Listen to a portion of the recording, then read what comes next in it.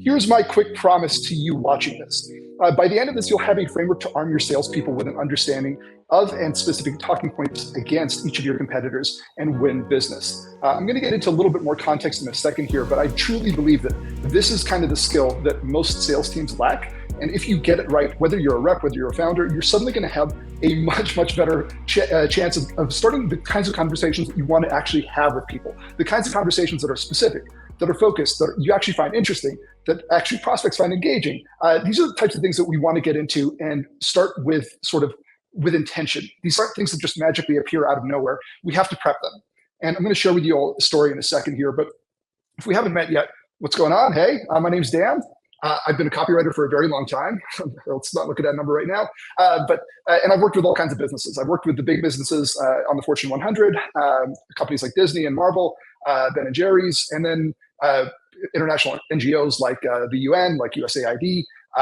I've sort of been all over the place when it comes to copy. I got my start as a grant writer, and I'm going to get back to that story in just a second here because it is very relevant for salespeople. And I've worked with all kinds of startups as well. So in every kind of sector you can imagine. You should, if you're curious, ask me some questions. I have some wild stories for you. I am the current CMO at Vouris, and I was the ex-head copy coach and head of growth for copywritingcourse.com, where I got to train a whole lot of people to become copywriters. So if you have any questions at the end of this, you can always email me at dan@vouris.com. All right. And with that said, I want to share with you all a quick story as we get into this. Because if your sales reps don't know exactly why you win, and not just why you win in general, but why you win per specific conversation that they have or per specific competitor that you face, you're really not going to be able to sell effectively. And with that, I want to mention that when I got back to the US after starting my career overseas, I got into the private sector and I was up against some very, very big competitors. And when we want to go into certain situations, especially I think for most of us here, we probably work for companies that are a little bit on the smaller end or at least have big competitors that we're facing that we're trying to compete against. If you don't know what you're doing, you will face a significant challenge in starting conversations that people will find relevant. So for me, I had a CEO that was absolutely fantastic in my very early years who made me fill out a very simple spreadsheet. It was called a who's doing what, where, and why sheet. WDWWW, I believe. So this sheet was basically a very rough spreadsheet where I was just collecting notes on every single deal that I could find in the US that was in the solar sector in this example. And by just keeping a sheet where I could just start tracking things on a per deal basis, on a per company basis, I started to get really, really good at actually starting specific conversations where a prospect had already window shopped but had never heard of us. They'd already seen the big boys. They'd already kind of started conversations, or maybe they were even using somebody already. But because I could show up to the table knowing sort of with a little bit of guesstimation what their situation looked like, I could suddenly say, oh, wait a minute, hold on. Points 1, 2, 3, you might not really care about them, but actually point 6, 7, 8, that's where you really want to talk to. Well, okay, I can do that. I'm prepared. And it gave me the, not just the impression, I think I actually was better prepared than most people they'd spoken to. And I think that that sort of thing is what I want to get everybody here basically to the level of is being able to understand really quickly, oh, this prospect that I'm speaking to is in this exact situation here. No problem. I got it. I understand it. And bing, bang, boom. I've got the perfect thing to talk to them about. So this is how we do it. We do it with competitive battle cards. There are two basic types that you have probably come across. There's the whole market versus us, which usually looks like a feature table, which is not what we're going to talk about today. I think it's a great topic for another day, but a feature table is very nice. It's something where you see a bunch of checks and a bunch of X's. You've definitely seen these in a bunch of different places, I'm sure. But today we're going to be talking about versus individual competitors. And this is the really important stuff. This is the deep dive where you can go really specific against, let's say that I'm a smaller company, I'm selling against Apple or something huge. Well, how do I even start there? Well, all of us have competitive advantages against certain companies, and all of us definitely have competitive weaknesses against certain companies. By understanding where we fall in the spectrum of strengths and weaknesses, we can really start to prepare the best resources possible, the best material, and the best conversations and stories for the people that we want to speak to. With that said, I want to walk you all through this framework. And if you're watching this, you can just take a screenshot, and I think that's a good start, but I can also share the actual doc with you all here. So what this is a one-page look at what should be basically your map of the world when speaking about a specific competitor. If you know that your prospect is already with somebody, this is really the magic. This is where you can really create the best narrative possible to have people really, really understand where you live, where you're good, maybe not so good. And this is stuff that if you position it correctly, you can share it with customers, but that's very rare. I think this is more something that is internal and meant for the salesperson on the call to quickly be able to refer to. And if we go on here to give you an example, we can come back to this in a second, but I put this together as a sort of look at HubSpot, or from HubSpot's perspective. I was pretending to be HubSpot, selling against Salesforce. And if you see, this is just, again, a one-sentence overview up top, and then a little bit of information, what it should look like, and then basically a bunch of resources that supports your potential arguments. So let's go back to this and just go line by line here to understand what's going on. So up top, we want to have a very clear idea of who our competitor is for this particular card. You will then create many of these theoretically. You can create as many as you want, but for one competitor, one card. This should be a very focused thing that's a one-pager. It could fit on one slide deck if you want to put it on that. It could fit in a Google Doc, however you choose to do it, but it should be short and concise. Very important. Please don't forget this. You should always have when it was updated. This is key because this is not a one-time resource to create and then forget. Sort of like sales playbooks, we sort of make this point.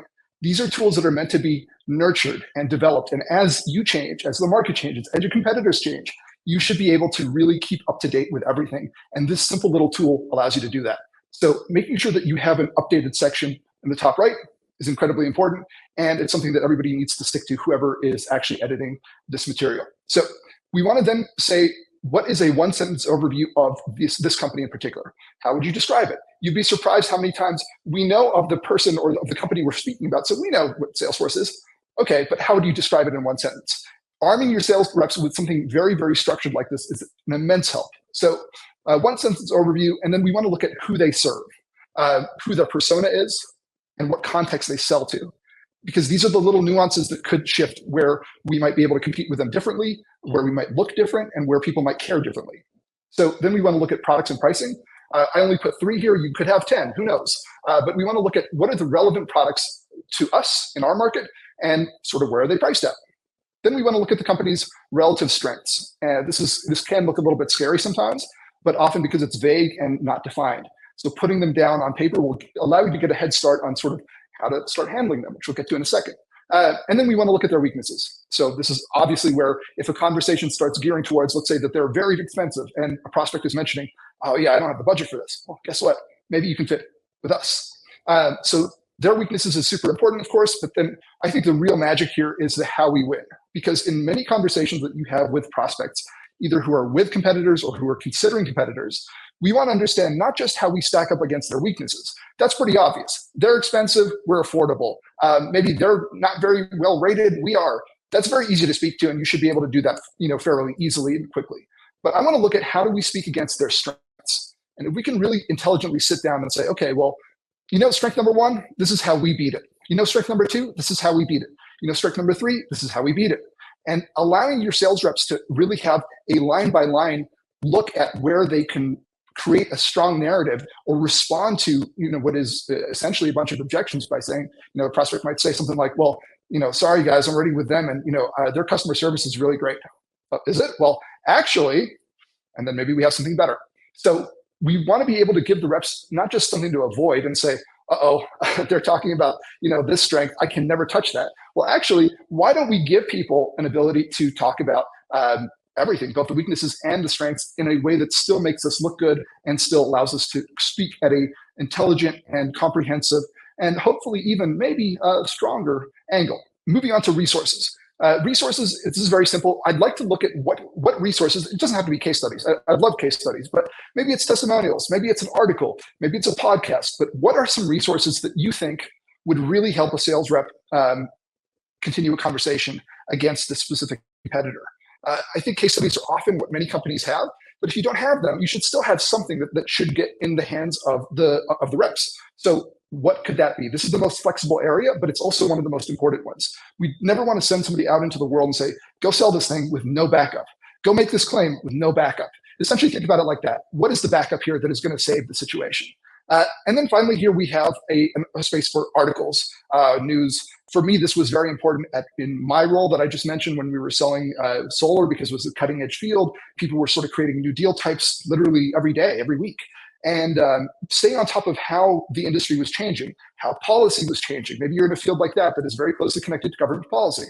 Your reps don't have to know everything about the whole industry all at once, of course. But if there's something important that is happening, it probably should go on this doc, and everybody should probably have an eye on it at the very least. And then I like having a note section here because I happen to like the idea of everybody having their own versions of battle cards with some, hopefully, unification. But I think a rep should be able to have a space to sort of make notes on conversations that they've had, because maybe they're a specialist selling against, in the next example that I already showed you, Salesforce, for example. Well, what have they learned? What's good, what's bad? And allowing to have both an organized amount of information and some opinions and some emotions. It's a great way to train new people. It's a great way to keep something really, really fresh and creative. And it's a way to look at strategically, what patterns are we noticing? Are we noticing that Salesforce is actually doing something very similar to, let's say, Monday.com or something? Well, maybe we should take a look at that, right? So it really could go in a bunch of different directions, but I want to keep a space to have a little bit of thought. So it's not just robotic, okay? Let's keep going here. This is a quick example here. I'm not going to spend too long on this, but I'd like to just run through it briefly. And then what I'd like to do is show you how to basically create these very quickly, because one of my big takeaways, hopefully, from this presentation is that you should be able to go out, and if you don't have battle cards yet, I want you to be able to create all the battle cards that you need, basically, at least as a starting point in the next 5 minutes, 10 minutes. I want you to be able to do it today, and I'll show you how to do it with a combination of an RSS feed and AI. So we'll get into that in a second. Real quick here, I can skip the basic info, the products and pricing. The who they serve is interesting, but I'm going to skip it for now. Let's zoom in on the strengths and how we win. I think that's the important stuff here. So let's say the strengths: extensive customization options, robust third-party integrations, and then strong brand recognition and market presence. Remember, we're looking at Salesforce from the perspective of HubSpot, for example. So how do we win? Versus extensive customization options, our platform offers ease of use and user-friendly interfaces, reducing the need for extensive customization and training, right? It's our response. It's almost like an objection response. We're responding to their strength. Robust third-party integrations. Well, do we need third parties? HubSpot's all-in-one CRM provides seamless integration within our ecosystem, simplifying the setup and reducing dependency on third-party tools. And then finally, strong brand recognition and market presence. Our pricing is more transparent and affordable, especially for growing businesses looking to scale without high upfront costs. Maybe that one's slightly off, but it's still I think a good way to look at, well, if the prospect is going to say X, we're ready with Y, okay? And we then have a collection of fake resources I made up here, case study, company X, company Y, and a bunch of articles. This is basically what it should look like. And I left the note section blank, but I think that this is something that hopefully gives you a little bit of context of what this should look like at the end of the day. Let's look at the next piece of this, is basically how to make it and how to use it. So we talked about what it is, we talked about why it's important, and now I want to talk about how to create it easily, because what I do not want to have happen is yet another conversation about, hey, you should have the sales tool. Okay, thanks a lot, right? I know I should have it. How the hell do I make it? And this is where I hopefully have a process to make it very, very, very easy for you with no excuses not to do it. So here's a workflow I'd love everybody to pay close attention to. First of all, we want to have a blank PDF. So what we'll do here is, once you get this Google Doc, you just hit download as PDF, or you adapt it to what you want and then hit download as PDF, so that you have a PDF that is actually relevant to you, hitting all the points that you want to hit. You then go to ChatGPT. Here is a prompt for you. Again, you can take a screenshot of this, or it'll be included for anybody who fills out the survey. So here's the prompt. Here is a PDF of a competitive battle card template. I'm preparing this for my company, and then you put in your URL versus my competitors. I want you to create a competitive battle card versus the competitor's URL. You must follow the PDF structure exactly. The output of this will be the information that will fill in one battle card, one single slide. And then you can repeat this for the next company, and then the next company, and then the next company. And the aim here is to have something that is very, very simple to do, very easy to do, and I will show you that it works very, very well, because I have this open right here. I put in, this is the same exact thing here. I put in HubSpot, I put in Salesforce, and then this is a slightly different version of the one that I used, but this is all here, and you can see that all the information was spit out in a number of seconds. It's very quick. You obviously you can't just do this for the resources. You have to have your own resources in there. But this is very quick and easy. The major information is put out in place.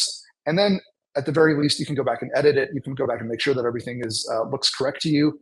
But it is a quick way to produce the material that I think is very, very powerful and very, very quick to do, that you can use with all your competitors.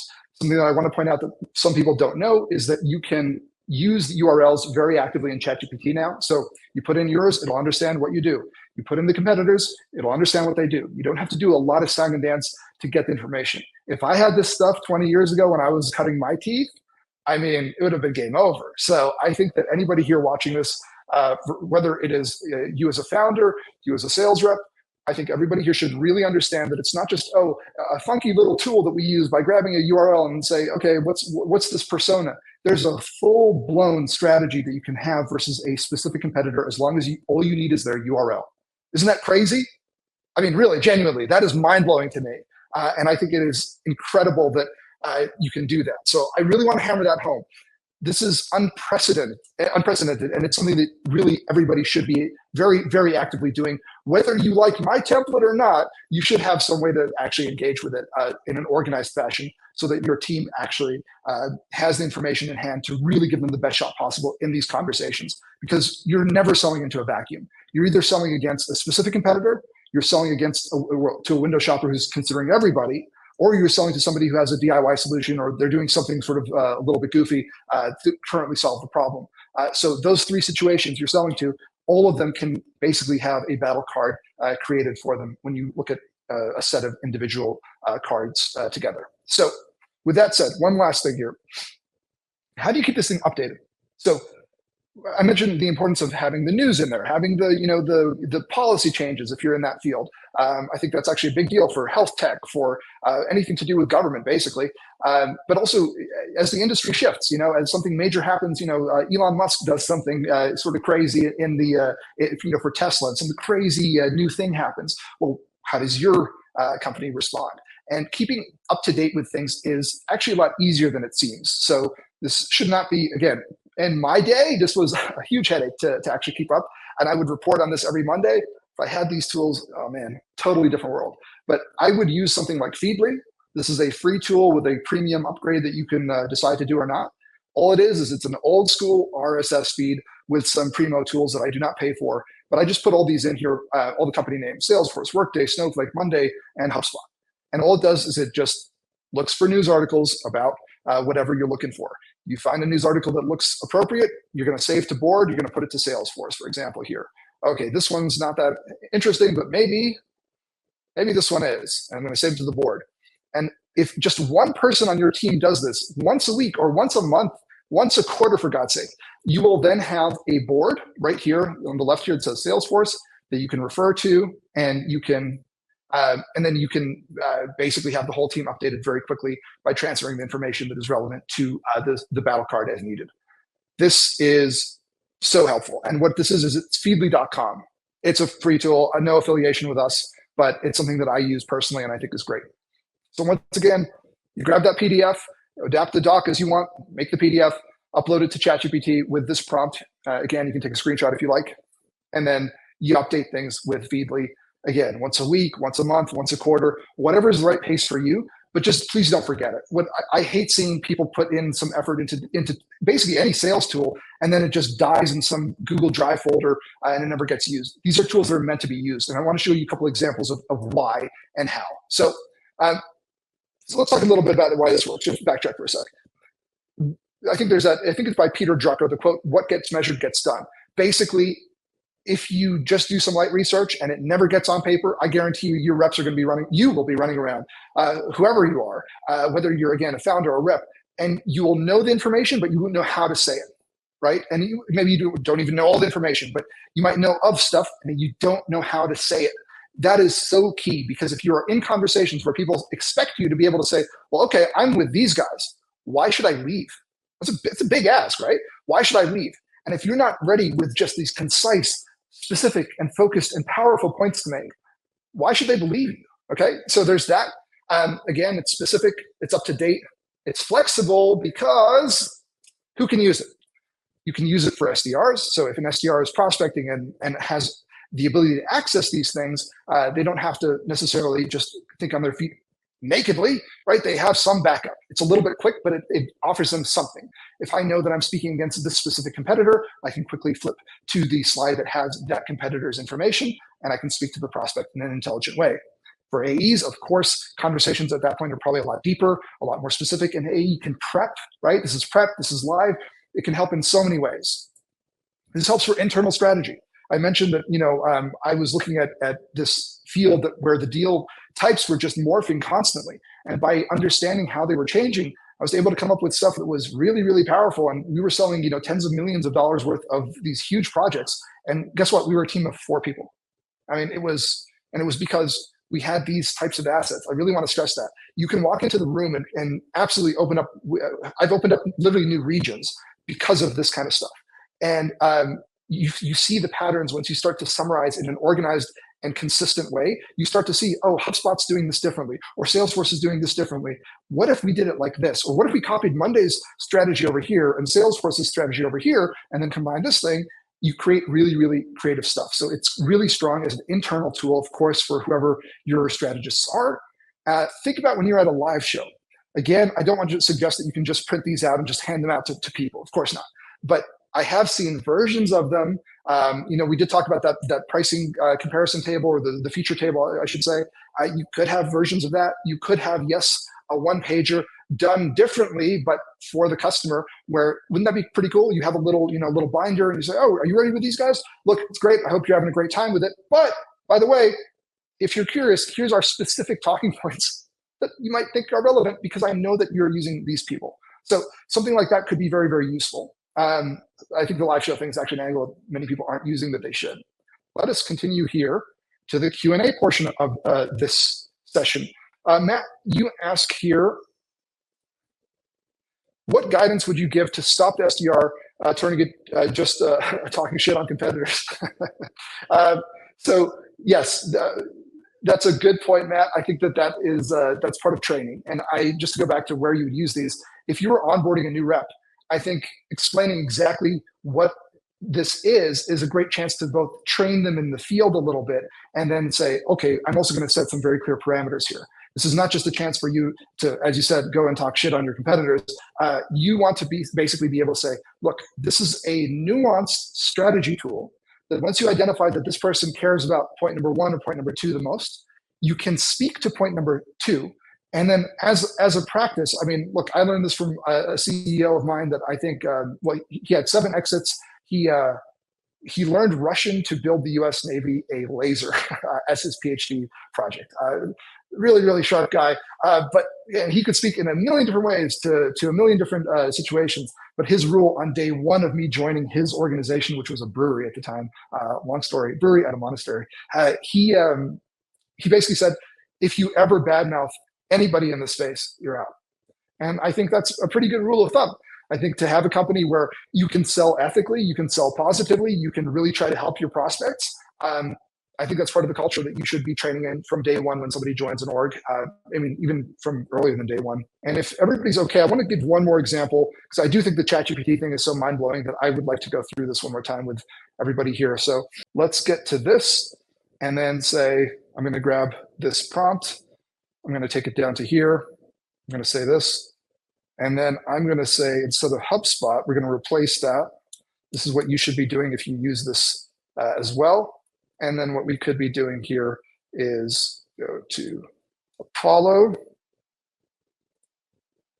And I'm going to grab this and I'm going to go to Zoom info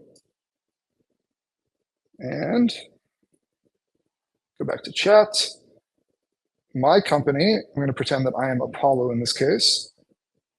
And then I'm going to grab Zoom info and say, I'm competing against these folks, right? And then I'm going to stick to the same structure, very, very simple, and then check out how quick this will be. So here it is.